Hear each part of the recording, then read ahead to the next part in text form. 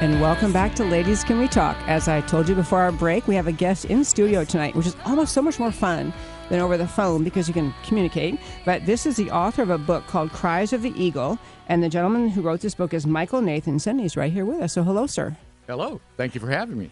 Glad you're here. And, you know, I want to just tell our listeners the briefest thing about this book, and I do want you to talk about it. But I love to read, and I read a lot. And I have to read. I always try to read the books of authors if I'm going to have them on. But I love reading fiction. It's just a lot easier to read. But I will read, history and more straightforward political books. But this book is a beautiful combination of those things because it's a really grab you, keep you awake at night reading fiction, but it has a lot to share. And so I'll just tell you the basic story is just this horrible Islamic terror attack happens in Texas. It kicks off the story, and there's an FBI investigation. The characters, you kind of get to know them all, and you kind of worry about them when you're not reading the book, like what's happening to them. So it's a very human side of all these different characters, the FBI, the investigation to this Islamic terror attack. So I want to just start with saying, what prompted you to write a book like this? Well, this is a story that had been on my heart to write for some time. There is such an amazing amount of information, disinformation, and lack of information flying around in the world of Islamic terrorism and where it affects the world, where it has become a very serious problem for the world. And so many people that you talk to, they really don't understand the history of Islam. They don't understand how that religion was born. They don't understand within the context of time where it began and how it expanded and what their actual tenets are. And so in thinking to engage people in the dialogue and understanding what is really going on, I thought in the context of a good story, something that's interesting to read, that will grab you. I'm a novelist, so my work is a work of fiction, but I wanted to weave true historical elements in and today's headlines, something you could pick out from tomorrow's news, and have the reader get a little history, get a little understanding, some knowledge that they might not have gotten already. Well, I would say you succeeded times a million. I'll tell you, the book, I was so grateful that someone suggested I read it. And, you get drawn into the story. As I say, it's a test of a novel when you're worried about the characters. You're thinking, geez, I wish he wouldn't go in there without protection. Why is he going without a gun? I mean, you're worried about them while you're going about your day. So it's just really riveting. And I also you included, and I guess this is the way you went about it, but you included the FBI investigators trying to at first figure out who even committed this horrific crime. They end up having conversations with a professor about Islam, and so and this is when you were saying a moment ago, this is how you end up learning a lot in the context of a fun conversation, but lots and lots of information about Islam that I think is needed and is lacking in America. I think so. I think we have to actually understand what we're looking at in the world today through the eyes of history, through the eyes of the three major monotheistic religions of the world, Judaism, Christianity, and Islam, understanding where they were born, the time frame for their coming into existence, and where history has taken them. And I think it's very important to have an understanding of that. For each and every American, we need to know that. It is. And, we have modern issues we can get to in a moment that bear on or they relate to the question of, how much we understand about Islam. And then, therefore, what does that mean about decisions we make about Islamic immigration to America? How do we vet people to understand, would they be the kind of people who might be tempted to do the San Bernardino type thing?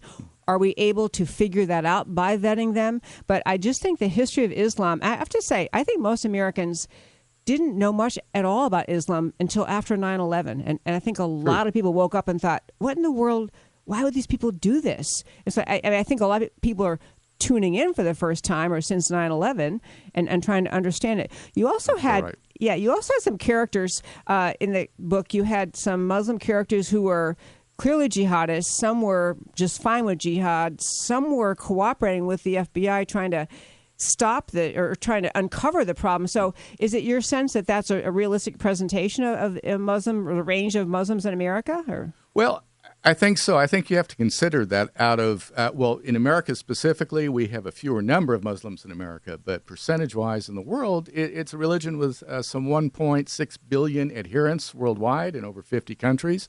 You've got 50% of them that are religious but not devout. You've got 40% of Muslims are considered born into the religion by name only. They're not really practicing. It's family tradition.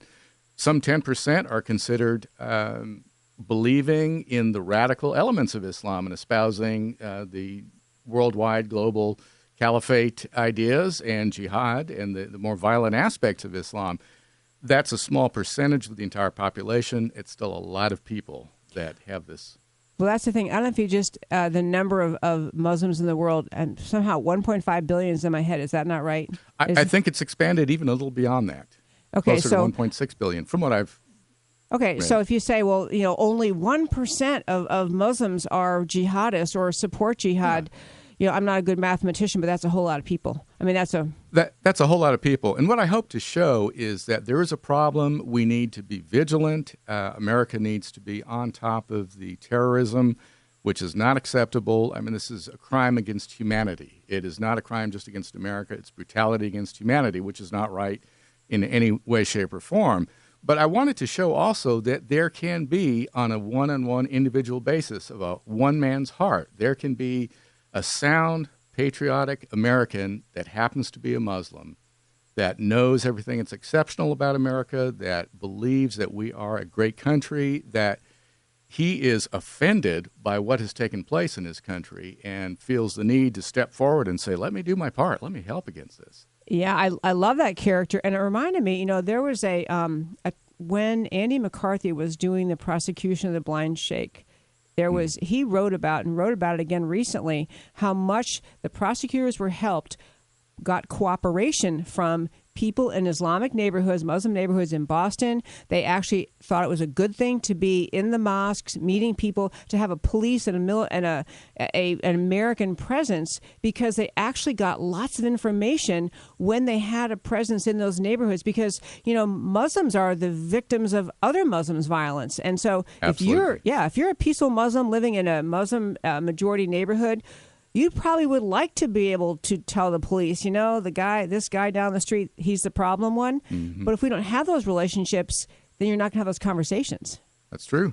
That's true. The dialogue has to come about where human beings are talking to other human beings and saying, this behavior is not right. I don't care, what religion you practice. This is crimes against humanity. It must stop. The world must unite against it. And within that context, there are some people that will rise up that say, yes, we stand for America, we stand for what we believe in here, and work toward it. Yep. We're speaking tonight with Michael Nathanson. He's the author of Cries of the Eagle. The other great thing I wanted to mention, I love that you had in the book, was that the Christian faith of one of the FBI investigators really played a big role. And I feel like I don't want to ruin the story for our listeners, but talk a little bit about that. Well, there was a Christian man who is one of the FBI characters who, like many of us, at times has trouble sharing his faith, the belief in the gospel message that Jesus had for one and all. And it was a message of love and redemption that is universal. And, at times, I think in certain settings, we don't know what to do, quite how to approach a person and deliver that message. But here he had a man that was completely broken, that was at the worst place in his life. A former Muslim, or a kind of Muslim guy. Yeah, a kind of Muslim guy. But he was at a very broken place, and the FBI character felt a compelling urgency to deliver the gospel message to him, to show him there was love, there's redemption in the gospel message. And I wanted to show that above and everything else really throughout the book is part of the story. I hoped it was a good story, an exciting story, but at the end, I wanted there to be the gospel message spoken. Yeah, I love that too. And I've often had that thought about, I know Ann Coulter, one of the pundits of America said early on after 9/11, I know the answer, we have to convert them all because they've all got to become Christian. Well, I don't know if that's going to happen, but I do always think there's a right idea about not accepting that we have to accept, people have accepted this dark and fatalistic view of Islam when you could share the gospel. And you have to decide whether you're comfortable doing that. We have like 20 seconds, but I love that you put that in there.